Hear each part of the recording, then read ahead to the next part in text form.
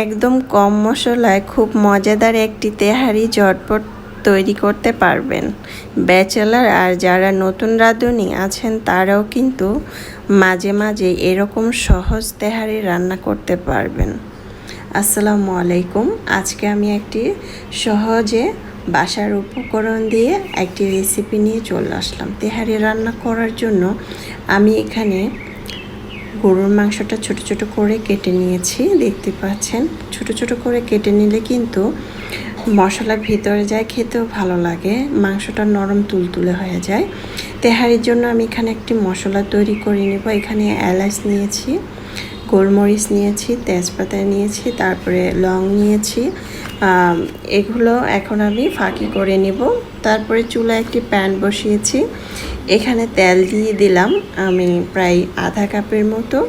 তেলটা গরম হয়ে আসলে আমি এখানে পেঁয়াজ কুচি দিয়ে দিলাম। পেঁয়াজ কুচি দেওয়ার পরে এখানে দিয়ে দিব আদা আর রসুন 1.5 টেবিল চামচ করে। যেহেতু আমার এখানে 800 গ্রামের মতো গরুর মাংস আছে, তাই আমি এখানে 1.5 টেবিল চামচ আদা দিয়েছি, 1.5 টেবিল চামচ রসুন বাটা দিয়েছি। দিয়ে আদা রসুনটা খুব সুন্দরভাবে কষিয়ে নেব, যাতে আদা রসুনের গন্ধটা না আসে। তারপরে এখানে আমি দিয়ে দিব মাংসটা। যখন এটা খুব সুন্দরভাবে কষানো হবে তখন আমি মাংসটা দিয়ে দিচ্ছি। আর আমি মাংসটা জ্বালনে ছেঁকে রেখেছিলাম, তাই কিন্তু পানিটা অলরেডি অনেকটা ঝরে গিয়েছে।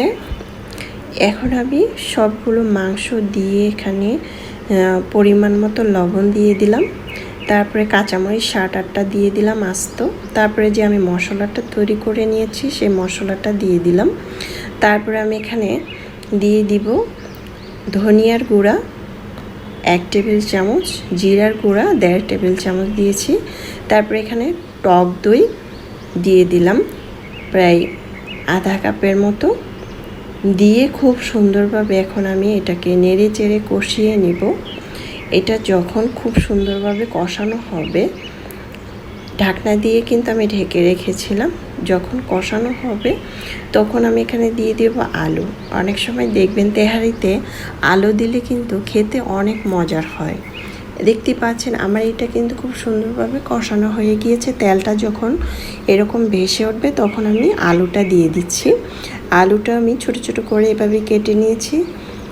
এখন আমি আলুটাকেও কষিয়ে নেব ঢাকনা দিয়ে ঢেকে 5 মিনিটের মতো।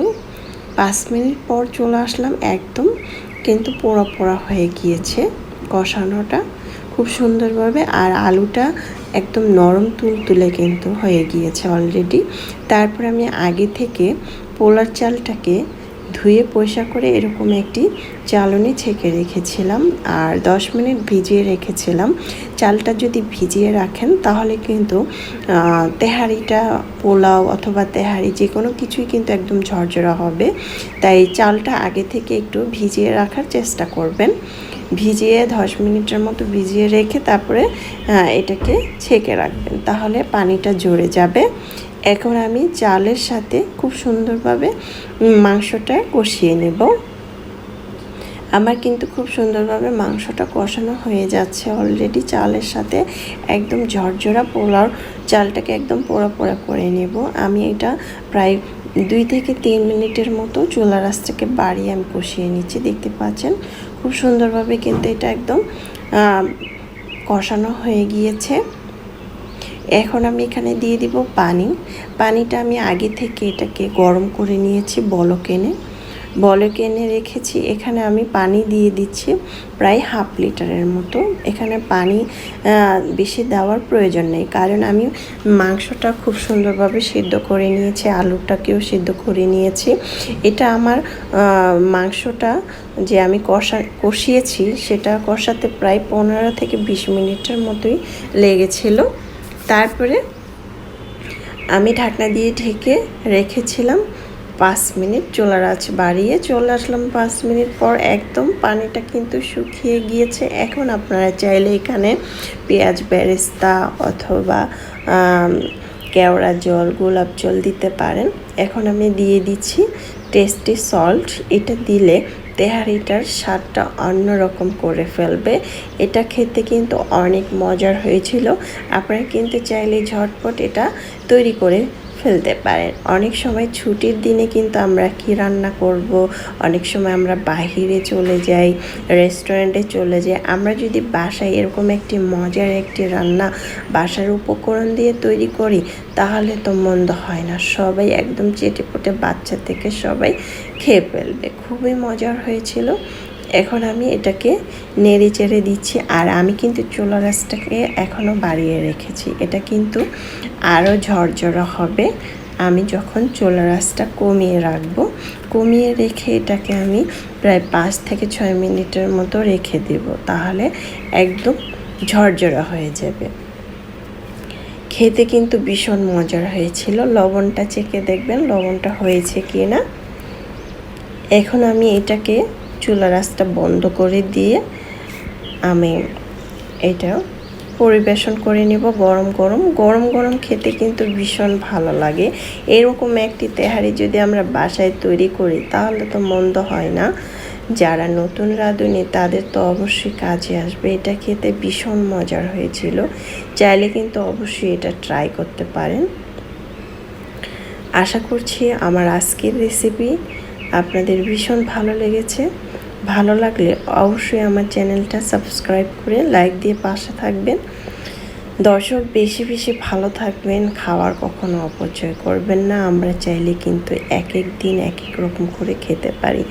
এখন আমি ঢাকনা দিয়ে ঢেকে রেখে দেব 5 থেকে 6 মিনিটের মতো। 5 থেকে 6 মিনিট পর চলে আসলাম। দেখুন একদম কিন্তু ঝরঝরা হয়ে গিয়েছে। আর আমার এই আধা কাপ তেল দিয়ে কিন্তু রান্নাটা খুব সুন্দরভাবে কমপ্লিট হয়েছে। দেখতে পাচ্ছেন তেলটা কিন্তু বেশিও হয়নি আবার কমও হয়নি, পারফেক্টভাবে হয়েছে। 800 গ্রামের মাংস, গরুর মাংস, তারপরে হচ্ছে এখানে পোলার চাল ছিল প্রায় 500 গ্রামের মতো। বেশি তেল কিন্তু দেওয়া হয়নি, পারফেক্ট হয়েছে। এখন আমি কিচমিচি দিয়ে দিলাম, আপনারা না চাইলে না দিতে পারেন। আমার কাছে ভীষণ ভালো লাগে কিচমিচিটা দিলে, তাই কিশমিশটা দিলাম। মাংসটা কিন্তু একদম নরম তুলতুলে হয়ে গিয়েছে। এই তো আমি পরিবেশন করে নিয়েছি। মাশাআল্লাহ দেখতে খুব সুন্দর হয়েছে, খেতে তো আলহামদুলিল্লাহ। এটা খেতে ভীষণ মজার হয়েছিল। আপনারা কিন্তু চাইলে এটা বাসায় ঝটপট তৈরি করে ফেলতে পারেন। আর এখন তো প্রচুর পরিমাণ ঘরে কুরবানির মাংস আছে, আপনারা কিন্তু চাইলে এটা তৈরি করে ফেলতে পারেন। আমি তো গরম গরম এখন পরিবেশন করে নেব। এটা খেতে এতটাই মজার হয়েছিল, চাইলে নতুন রাঁধুনি দিয়ে ট্রাই করতে পারেন। আল্লাহ হাফেজ।